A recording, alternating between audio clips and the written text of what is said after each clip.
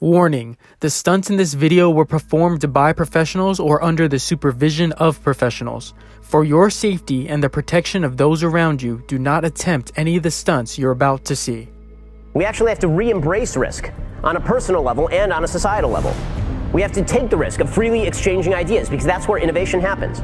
We have to take the risk of being able to invest and reap the benefits of that risk. In a personal relationship, getting married is a risk. It is foregoing a current benefit for a future gain. Every decision you make is a risk. The biggest risk of all, of course, is the decision to be free and to take responsibility for your own choices.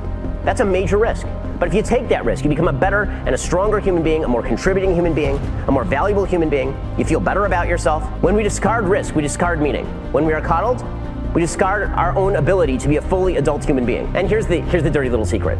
No matter how much we try to discard the risk, you can't actually discard risk. It's inevitable, because reality entails risk. We can choose to live free rather than coddled. It'll make us better people, more open people, more understanding people. And when we do that, I think that not only will we be saving the country and saving the civilization, we'll be saving ourselves. To live is to risk it all. Otherwise, you're just an inert chunk of randomly assembled molecules drifting wherever the universe blows you. We need to push for radical breakthroughs. And if you don't push for radical breakthroughs, you're not going to get radical outcomes. And that does mean taking risks. Yeah, common sense that if you take a big risk, in order to have a big reward, there must be a big risk. It's most of the time you cannot find big reward for small risk. Those are rare. So you're going to have some proportionality with the risk and reward. I was 27 years old, October 8th, 1985, Hilarities Comedy Club. Walked in the comedy club, first time in my life, won amateur night, $50. Drove 40 minutes home, cried all the way home. This girl I rode with, she said, "Why you crying? It ain't but $50. You don't even understand. I'm born." She said, "What you mean you born?" I said, I know what I'm gonna do the rest of my life. She said, "You ain't win but $50. No, I've been praying my whole life, God, what is it? My life gotta be more than this. I won that comedy competition.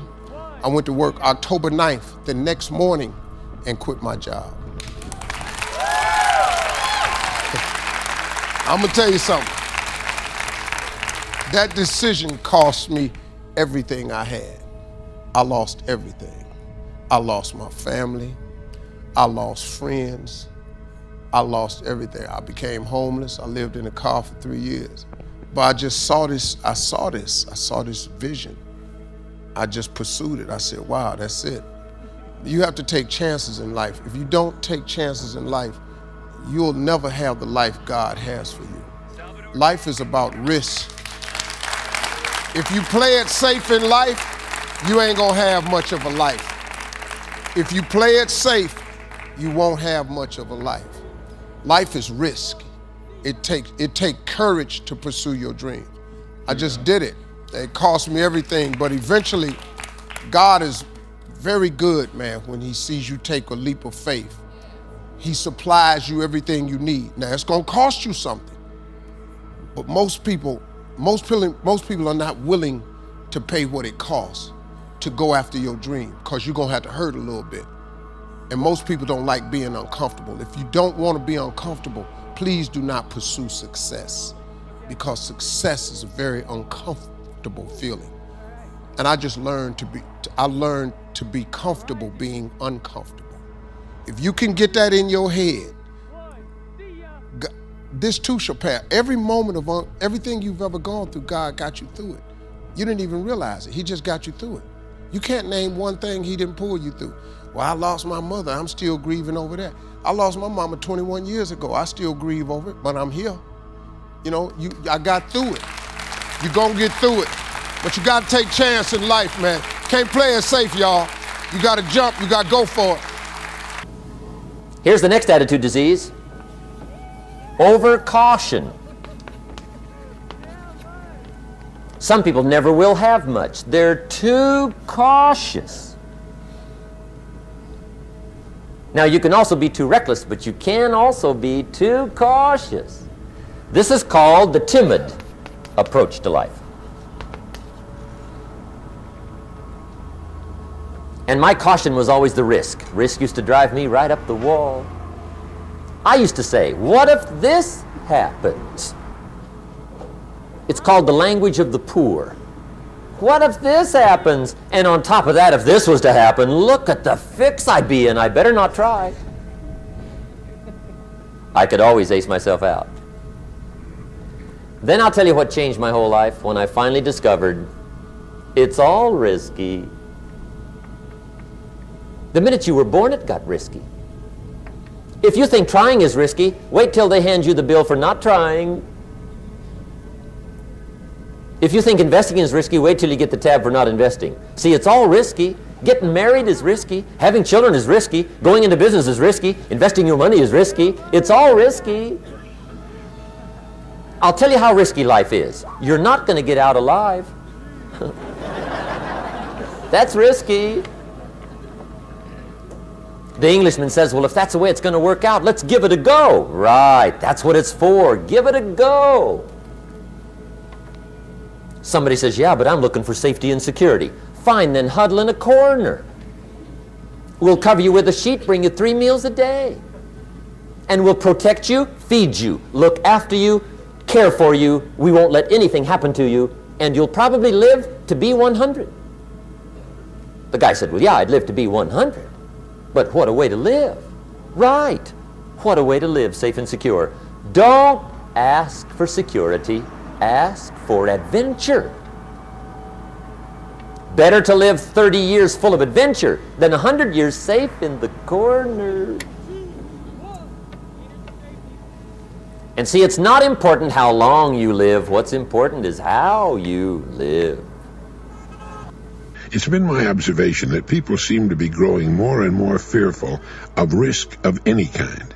They seem bent on an almost frantic scramble for security without taking the time to think it all the way through. There's only one form of security we can attain during our lives, and it's inner security, the kind that comes from courage, experience, and the ability and the willingness to learn, to grow, to attempt the unknown. Security isn't what the wise person looks for. It's opportunity. And once we begin looking for that, we find it on every side. You can measure opportunity with the same yardstick that measures the risk involved. They go together.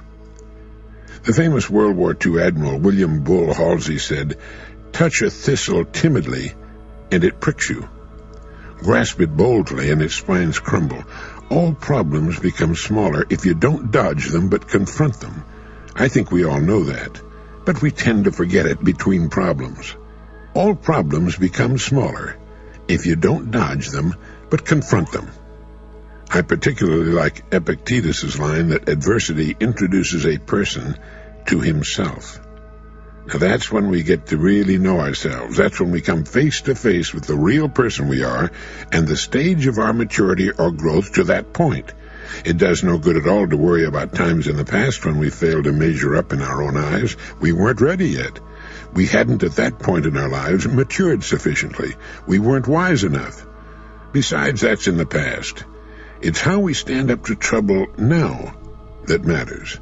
And we should keep in mind the truth and wisdom contained in his advice that opportunity beckons more surely when misfortune comes upon a person than it ever does when that person is riding the crest of a wave of success. Most very successful people can remember that their success was discovered and built out of adversity of some kind. It's not the problems that beset us. Problems are surprisingly pretty much the same for millions of others. It's how we react to problems that determines not only our degree of growth and maturity, but our future success, and perhaps much of our health. It's good to get rid of that word security once and for all.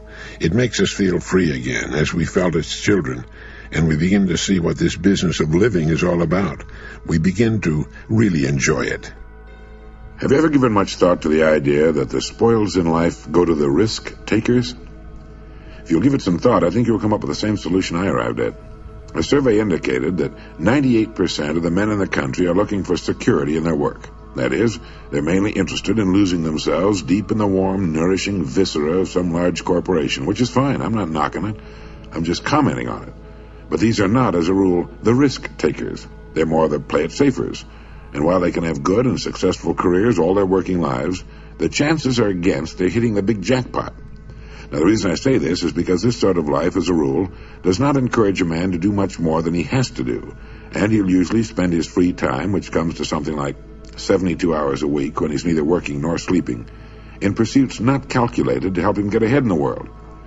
Now, the man who risks his spare time writing a book, painting pictures, fiddling with inventions, continuing his education, is generally the one in this kind of milieu who will advance above his fellows. But the man who risks all of his time on a goal he wants to reach, on a dream in his heart, who stakes his livelihood and the livelihood of his family upon his own brains and the proper use of his time, and tackles the world single-handed, here's the risk-taker to whom the spoils will generally accrue. Now, I'm not talking about the impractical dreamer and stargazer. I'm talking about the man of action who gets out and raises the dust in the world. He might take some king-size pratfalls and be snickered at by friends and relatives of a more conservative bent, but he'll usually make the grade if he stays with it, and earn their admiration, if not envy, before he's through. You know, one of the biggest factors in his favor is the size of the group he belongs to. According to the most reliable figures I can find, this risk-taker belongs to only about 2% of the population. And since he's generally working on an idea that will in some way serve the big 98%, the odds swing rather favorably to his side. Additionally, a man on his own must think. He must devote more of his days to thinking. Conversely, the man with a good steady job who's familiar with his work and surroundings can go along pretty well from day to day without doing any creative thinking at all. And as I said, we have a tendency to do no more than we have to. Anybody who spends a good deal of his time thinking is going to come up with a good idea once in a while. The law of averages is definitely on his side. And if you'll think about it a minute, you'll realize that he only needs a few, maybe only one really good idea to make it big. Now, the more you think about it and analyze it, the more it makes you think that what appears to be the risk-taker really isn't nearly as big a risk-taker as you might imagine. The cards are stacked pretty well for him from several important standpoints. But as I said in the beginning, the spoils definitely go to the risk-taker. Life is full of hidden contradictions. One is that the man who thinks he's playing it safe really isn't, and the man who seems to be taking the greatest risks, considering the law of averages, is playing it safest. Taking it downwind, f*** me!